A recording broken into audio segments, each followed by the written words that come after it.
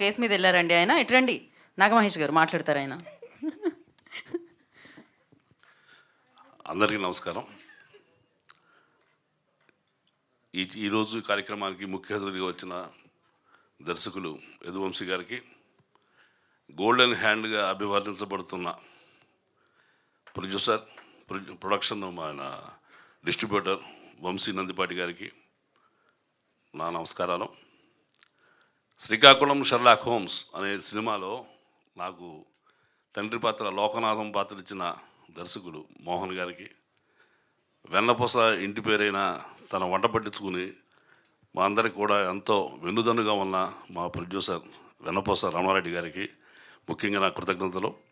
అట్లాగే రంబాల రాజేష్ గారు ఒక ఆక్సిజన్ సినిమాకి అందరికీ హుషారుని ఊపిరినిచ్చినాడు.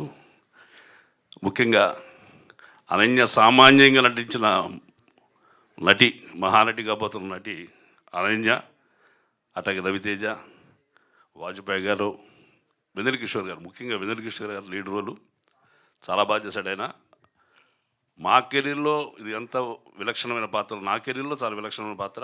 ఇప్పుడు దాకా ఏదో గంభీరంగా ఉంటాడు, రౌడీ వేషాలు, విలన్గా సరిపోతాడు అనుకున్నదే ఈ చిత్రం ద్వారా కొంచెం అమాయక పాత్ర కూడా చేయగలడనే నమ్మకాన్ని ఇచ్చుంటానని నా నమ్మకం.